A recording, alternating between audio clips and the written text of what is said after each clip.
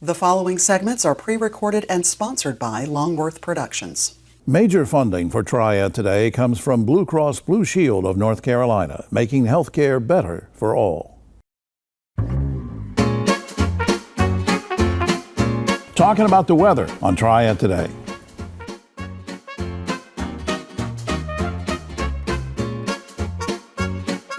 Hello everyone, I'm Jim Longworth. Welcome to another edition of Triad Today, coming to you once again from the Kernersville Auto Museum. We'll tell you more about the museum later on, and later on is when the roundtable shows up. We'll get into all sorts of controversial topics with those guys, so stay tuned.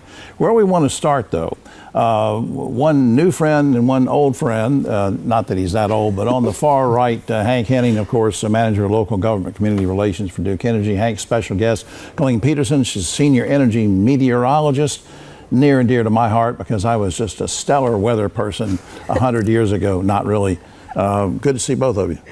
Thanks for having us, Jim. Yeah, nice to be here. Hank, let me start with you. A lot of folks may not realize that Duke Energy employs its own team of meteorologists. I mean, let's get to that first. And so tell me why, and then tell me something about why Colleen's here. So to use a football analogy, our meteorologists are really like our offensive coordinator. We can't really position our folks on the field without their knowledge and input. So they help us stage crews. They help us to prepare for the grid, whether it's solar and other things. And Colleen will get into that in a segment. Colleen Peterson is new to our team, but not new to meteorology. Absolutely. And we're very blessed to have her, and she's going to share a little bit more about that and give us a hurricane TV report. broadcaster and a professional at that. What led you to a career in weather broadcasting and meteorology? I love this question, right? Because when people are meteorologists, they always say, oh, it's something I just loved growing up as a kid. It usually happens when you're younger, when you want to be a meteorologist. Right, I grew up in Vero Beach, Florida, loved hurricanes. I loved being outside and enjoying the weather. So I got a degree in meteorology from Florida State University. Decided to jump into the TV career. You know, I was young and fresh out of college, so I was a TV meteorologist for 5 years. And then 2 years ago, things just aligned and an opening at Duke Energy opened up, and I've been a meteorologist at Duke Energy for 2 years. Well, that's neat. And now your role at Duke Energy, you and your team really go way beyond just giving a forecast to Hank, right? Yeah, it goes way beyond. We support multiple groups inside of Duke Energy, from renewables to protecting generation plants, and then emergency preparedness. That is really our time where we're working nonstop around the clock. Are you looking for any big storms coming up, because we're at the beginning of hurricane season? Yeah, so currently the forecast, so, you know, I'm sure you've heard of El Nino, the super El Nino. We can relax. That's what I call Hank. Super El Nino. Right, we can relax. Nothing's coming our way. That's right. Yeah, no, I mean, it's about the number of storms, right? So El Nino promotes more easterly winds and wind shear in the Atlantic. So there might not be as many number of storms, but the waters are still pretty warm, especially around the Gulf. So it only takes one storm that could impact the Duke service territory. And very quickly, any kind of bad storm, do you have like one or two tips you could give people who are watching that if a storm does hit, what to do to get ready? Have a stock of water ahead of time. Have a stock of canned foods and that emergency kit. Don't forget about your kids and the pets. So have a few days of resources for you and your family to get through the hardest times. And our team will sure be here to help as well. And you I can tell you love this job. I mean, based on your background and what you talked about a minute ago, what's gratifying specifically about working with the team now? You're still making a difference in the community, because that's why I love TV so much, is I could be directly to the community. Right. And now we're kind of in the room with the people who make decisions on where to stage crews. Yeah. You can rely on National Hurricane Center, but if the north side of that storm is going to hit North Orlando or potentially Greensboro hard, we're like, guys, I think we need to up resources up here, because that we're picking up something on our high-res models. Yeah, Hank, you guys on the executive level, the people that work on outside and the crews and the public, they're all benefiting from this lady, right? Oh, 100%. To go back to Hurricane Helene, we got 90% of the power on within 9.5 days. And if we didn't have that ability to stage our crews and position our folks where they need to be, it could have been longer. Up on screen, you can visit duke-energy.com, duke-energy.com for more information. And Colleen, if you ever need some help, you know, I did do weather 100 years ago. I can't really forecast anything, but we'll bring you down to the office. I can't type either. All right, and to Super Nino, thank you for being here. All right. Thank you, Jim. We'll be right back after this. I am so Why frustrated. can no one help me? Waiting This is is a work. nightmare. I think it's Healthcare is broken. At Blue Cross and Blue Shield of North Carolina, we get it. Really? Really. That's why we're making healthcare better for all. Starting with you. Yes, you, Daryl. We're making plans easier to navigate by putting your benefits, prescriptions, and details all in one place. Convinced? No. But it's a start. We'll take it. Blue Cross North Carolina. Making healthcare better for all. Starting with you. North Carolina's economy is growing, bringing new businesses and opportunities. The need for electricity is growing too. At Duke Energy, we're meeting the challenge, providing even more electricity that's cleaner, reliable, and that stays affordable.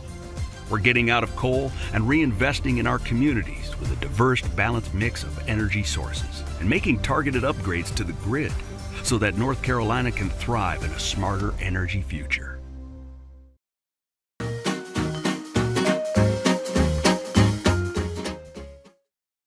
Back now on Triad Today, or I should say back now on the UNCG show, that all our crew here, Melissa and TJ and I, were all Spartans, and now we decided to have a Spartan guest with us, and he is a heck of a Spartan. Chris Rich is head coach for men's soccer at UNCG. Good to see you, sir. Good to see you as well. Thanks for having me on. Let me brag on you. You came here 6 years ago. I'm looking at my notes. Your team's won in 6 years 4 conference titles, 2 tournament championships. You're ranked 14th in the nation now. Don't you think you could do a little bit better, Chris? No, I'm just not. Yeah, sure. Hey, no, congratulations, man. That's great. Thank you so much. It's been an honor being here, and hopefully we can keep it going. What's this? This is a trite question. I'm going to ask anyway. What's the secret to what you're doing, though? I mean, we've had some winning traditions at UNCG before in soccer, but you're really killing them now. I mean, what's going on? Yeah, first, I mean, the foundation's there. The program, the university has a lot of rich history in soccer. So I think it's a place that cares about men's soccer, which is an important step. You need the university to back you. Right. So that was there. And then when we got here, we put a lot of sweat equity into it. We had a lot of really good recruiting connections, and we just hit the ground running. And fortunately, we got the right players on board. And ultimately, it's about getting the right staff, the right players. And if you get elite talent, you can win a lot of games. Not too long ago, we had some World Cup play here. Mm-hmm. What did that mean for UNCG and for the entire community? Once in a lifetime experience for UNCG, for Greensboro, for Grandover. I think it was incredible, and they really opened up and they loved their time in Greensboro. So, the World Cup last time we hosted in the U.S. was '94. Hopefully we'll host it again here soon. But UNCG, we're really proud to host a team like Norway, some of the best players in the world. We hosted Palmeiras last summer as well for the Club World Cup. Right. So clearly we're a good host, and hopefully that will continue. Chris, I grew up in the 50s and 60s, and I was all about baseball. Okay. And there weren't too many people then, and not too long ago, where a lot of people didn't know too much about soccer. So now that we're getting more and more into it, I don't mean just UNCG, but all around here. Very quickly, maybe the language of soccer that we don't know if we go to a game. Give me a tip on maybe 1 or 2 things we need to know to understand it. Yeah, first thing, the sport's called differently across the world, and globally it's called football, which is the biggest difference that people don't really realize. We call the field pitch, which is unique. People call it field, and it's okay, but typically globally we call it pitch.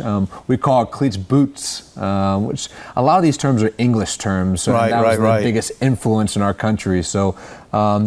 There's other things like the time, the referee manages the time, so there's a lot of unknown about how much time really is in the game. After 90 minutes is a big guess on how much the referee will put on the clock, so that's a little different too. Is it exciting? Somebody hasn't been to a match and your season will be coming up and they can come out and watch you guys play. Will they be excited?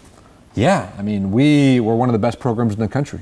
So you come in and watch an elite soccer program, play against elite programs. We're a host NC State, Marshall, South Florida, South Carolina, elite programs. So we compete at the highest level.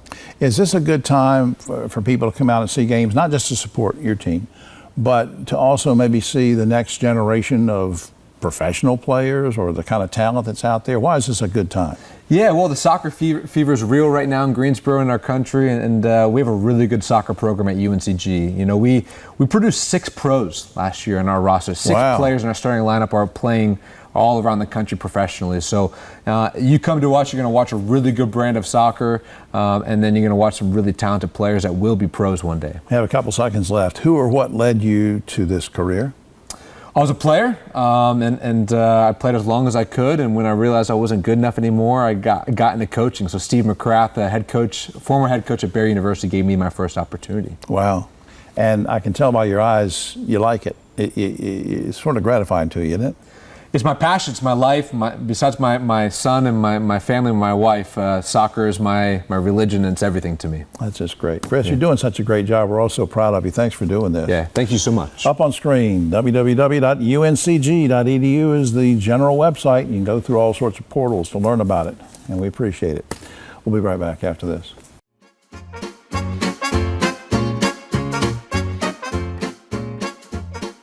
Hi, I'm Jim Longworth, reminding you that Triad Today also airs on GTN Spectrum Channel 13 and streams on WFMY Plus, free on Roku and Amazon Fire. The world's brightest are Fulbrights, Goldwaters, McNairs, and Spartans. Prestigious doesn't have to be expensive.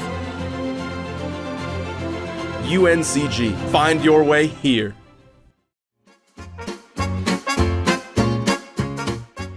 Back now on Triad Today, we welcome back to the program our good friend Kevin Baker. He's, of course, Executive Director of Piedmont Triad International Airport. Good to see you again, sir. Morning, Jim.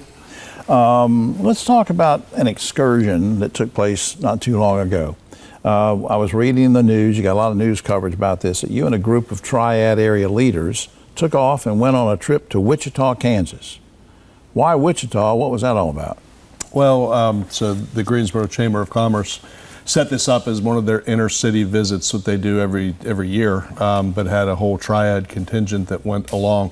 And why Wichita? Because it has been the home to a number of aircraft manufacturers over the last 100 years. I mean, when you think of names like Cessna and Beech, that's where they headquartered. Yes. Wow. Learjet, so all of these companies have a deep history there, and because of that, you've got a community that for 100 years literally has been in the aviation, the aerospace manufacturing world. And it's very mature, and it's very much established in terms of having the pipeline of employees to work at those businesses, training programs, et cetera. And so we went to see, they learn from their experience. Sort of a fact-finding thing then. Yes. What were some of the key takeaways when I know you can't speak for everybody in your group, but especially from your standpoint, airport management, what were your takeaways from the Wichita trip? Yeah, I mean, to me, the biggest thing is, number one, we're next. We're going to do this next. It's our turn.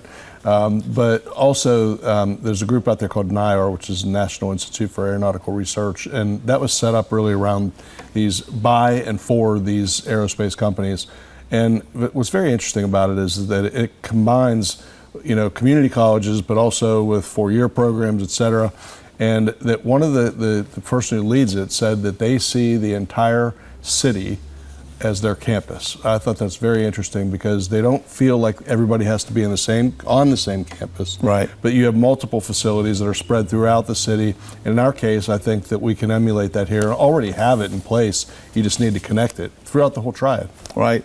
Now, not taking anything away from Wichita and their great success in the aerospace industry, but if a group came here to Greensboro sort of to study the same thing and study what Kevin Baker's doing, study what PTI is doing in the community, what would they learn? What could they accomplish from learning from you guys here?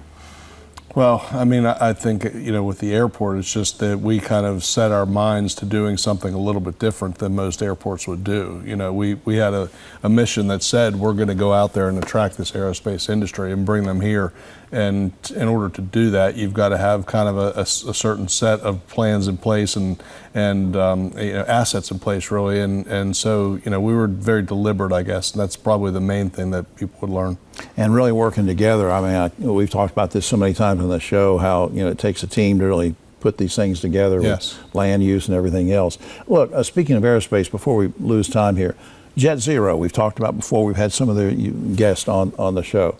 But I guess a couple of weeks ago or so, they had a big event. What was going on with that? Yeah, so they had the groundbreaking for the beginning of getting their site started, and that work's getting going right now. And it's going to be exciting here over the next few years to see that coming out of the ground. Well, let's remind people, there are a lot of things going on with Boom and everything else, but just focus on Jet Zero for just a few seconds. Remind people what that's going to mean to the economy. And so right now you have two large manufacturers of airplanes in the world, Airbus and Boeing.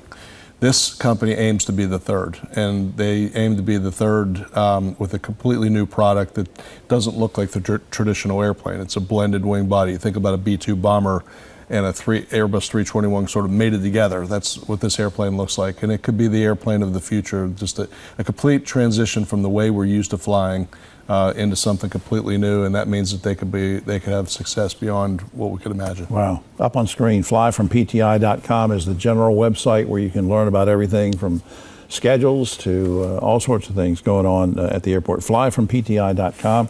Kevin Baker, thanks for doing all you're doing for the community and stopping by to talk with us. Thank you, Jim. All right, young man. We'll be right back after this.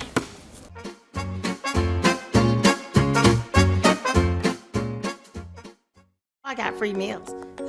What do you mean? No, seriously, how much did you pay us? I didn't pay anything. I learned how to cook all of these fresh foods that were delivered to my house. Everything in that grocery bag that's fresh, I had a recipe for it, and I know how to cook. It encouraged us to eat better, to shop better, make better decisions.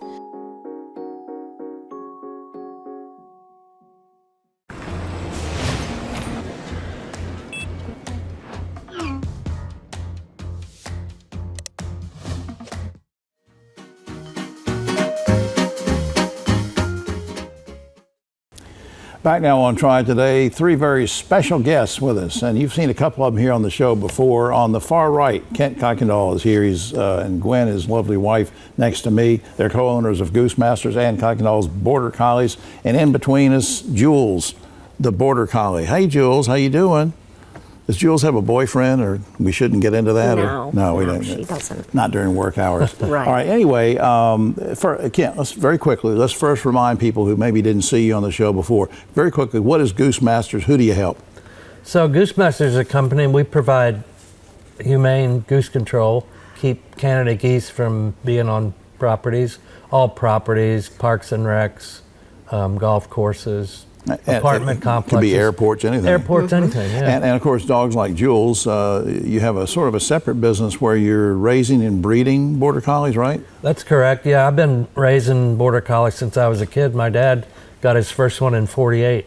And so I grew up with it, and yeah, it's kind of evolved into quite a business for us now. Right. Yeah. And yeah, this is really neat. And Jules can herd geese humanely, and the geese don't get hurt. You just move them away from those areas. That's right. Gwen, you have the farm, and so I want to ask you about something that I've been reading about in the news, and that's something called lambing, Lambing, and kidding. Is that something that's getting more and more popular? And well, first of all, what is it? So lambing is when the female sheep have their babies, and kidding is when the female goats have their babies, their kids. So yeah. And people are coming out to various farms to take part in birthing? It's kind of like what they do out west, dude ranches. I think what people are doing is they're having individuals come out to their farms, and they open it up and during lambing and kidding and allow them to experience a birthing farm. Birthing, yes. I don't know if I would. Are you guys going to be doing that, letting people do that, or is it? We are considering that. We're going to probably start during the day, letting people, very small groups, come out and witness the lambing and kidding. Yes. Right. But now Jules can't have any birthing going on right now. No, she's spayed. Yeah, so am I. Now, Kent, very quickly, now, when you're raising and training Border Collies, is it just for your own purpose, or are you doing it so that other people can buy them and have them as pets or training, or what? Well, we keep our goose dogs maintained for Goose Masters. We also train the new dogs up and coming, and we also train dogs for sale for cattle dogs, sheep dogs, golf courses for their geese. other goose control companies, and yeah. Yeah, and not to just sit here and do a commercial for they didn't ask me to do this, but you know, folks at home, you'll be driving somewhere to a restaurant or an apartment complex or whatever it could be, you know, and you'll see all these Canada geese. But these geese can be kind of testy, especially around, you know, when they've got young ones coming on. Absolutely. It's dangerous, it's a health hazard, and they need to be dealt with. And these two folks are the ones that you call, you know, kind of like on the Ghostbusters things. Who are you going to call? These two folks, and we're going to put the website up on screen in just a minute. If you have a Canada geese problem, you really need to call these folks. In fact, let me do that right now before I forget, because I'm getting old. I forget these things. Up on screen, goosemasters.com. You can also go to Kuykendall BC, stands for Border Collies.com, to learn more about how they train these wonderful dogs. And I just think what you're doing it's a great service to the public, and I just love it when you bring the dogs over. Now, how old is Jules? She's 6, just turned 6 in March. Just turned 6. Yeah. How many do you have working for you, Kent? Or? We probably have about total maybe 15 that's doing goose control, and that'd be in Wilmington and here in the Triad area. Right, because y'all are all over. As you'll see when you go to the website and check that out. Thanks for all you do to help folks. Thank you. Thank you. Yeah. We'll be right back after this.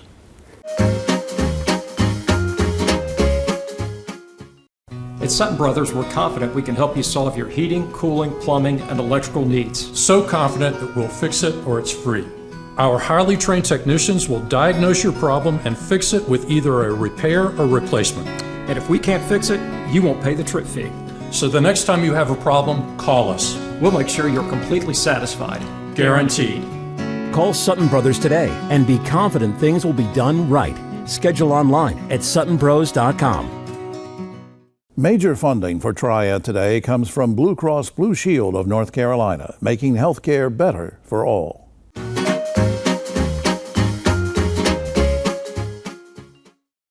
Roundtable is brought to you by Sutton Brothers, locally owned and operated and serving all of your HVAC, plumbing, and electrical needs. Back now on Triad Today, and coming to you just about time for the Roundtable, but a quick shout out to the good folks here at the Kernersville Auto Museum. Come on out, it's free to see all these great cars Friday, Saturday, and Sunday. It's great to see these guys too. Ogie Overman, the great broadcaster and journalist, and Don Martin, Dr. Don Martin, chairman of the Forsyth County Commissioners, who's retiring at the end of this month. No. And, oh yeah, yes. He's retiring. Not from here. He's going to keep doing the Roundtable. Keith Granberry, founder of Helping Hands Consultants. Very quickly, guys, a sad note to report. Neil Belinkie passed away last week at age 81. He was a longtime CEO of the United Way of Greater Greensboro, a great community servant, and Neil will be missed. All right, guys, speaking of communities in Greensboro, former Greensboro Mayor Nancy Vaughn says that visitors to the city should pay their fair share when it comes to taxes. She proposes that a 1% meal tax be enacted, similar to what's done in Mecklenburg and Wake counties. Guys, you okay with a meal tax? Not really, Jim. I like Nancy a lot, but I mean, restaurants are taking such a hit already, and I never heard it clarified where the tax is going to go to. You know, if there's a specific place, maybe that changes the equation. Don. I think specificity is key, and I think who makes the decision. And I appreciate her idea, but there has to be a mechanism, and particularly, you all may recall the baseball stadium many years ago. Yeah. It was a meal tax. That was a meal tax. Yeah. That was voted on. Right. That's wow. Right, Keith. Meal tax? I think it's a good idea because I think, you know, you're starting to get more visitors into Greensboro, but I think that she has to give more specifics on what that looks like. Right, and it used to be the Winston-Salem Police Department provided school resource officers, but that practice ended in 2020. Since then, the Forsyth Sheriff's Office has provided SROs. Given increasing safety concerns in schools, would you guys like to see SROs provided by both the city police and the Sheriff's Office? Ogie. What am I missing? Wouldn't it make sense for the county schools to have the sheriffs and the city schools to have I think that's what police? Yeah. I mean, what's the problem with that? It used to be that way. In fact, it took a while to get it created. And Kernersville, by the way, they have like 5 or 6 schools. So right. They do that. The advantage is you get tremendous intel from kids. You know, something's going on at 5 o'clock today over at Haynes Park. Something's going on. You know, I hear there's a big fight brewing. Right. And so they're able to talk to their resource officer, those that are, you know, because they develop relationships with kids. So it is a great way to go. I think that is actually on the table for some consideration now. Is it a budget for that? Is it a budget set for the city, in the school for the police to do for police in this county and city? Yes. Well, it's just the county provides local funds to the school district.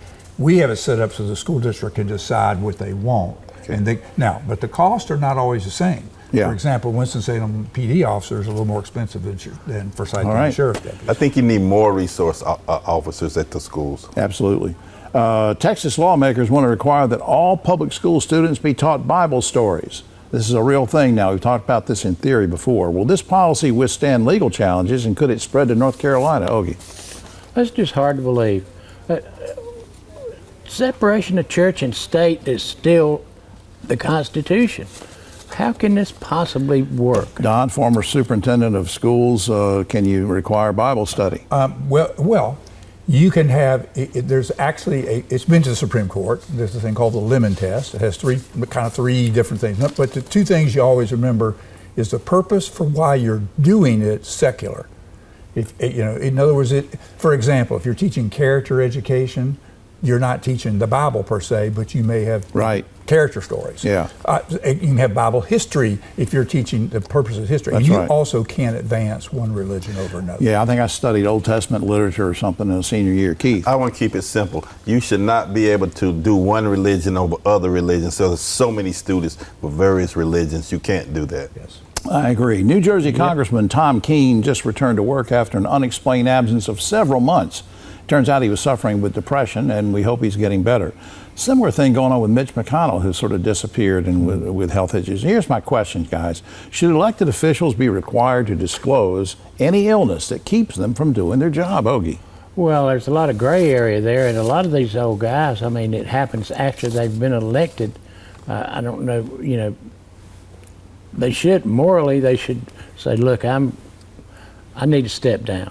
Yeah. If they don't. If they're not showing up to work. I mean, what do you think, Don? Well, I think your health is your personal business, and you don't need to be revealing what it is. But I do think that a period of, if you're going to be out for more than a certain amount of money, certain amount of time, there should be, it should be controlled more from a provision of your ability to perform your job. Disclose it, Keith? Yes, I think that usually your health is your personal business, but people like the president and other folks who are developing policies for everyone, I think they should have some disclosure, not total disclosure. And finally, CampusExplorer.com says 1/3 of all college seniors have been on fewer than 2 dates. Guys, how many dates do you go on in college? Quickly, Ogie.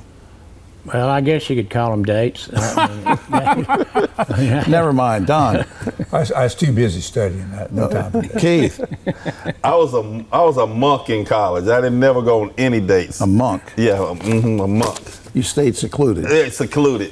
In the girls' dorm. Oh, welcome to another edition in the girls' another dorms. edition of the Liars Club coming to you from the Auto Museum. That's all the time we have. Oh, except for this, researchers in Spain say that giraffes are now capable of doing math. Critics say that those researchers are really sticking their neck out on this one. For all of us here, that was a good one. I'm Jim Longworth. We'll see you next week.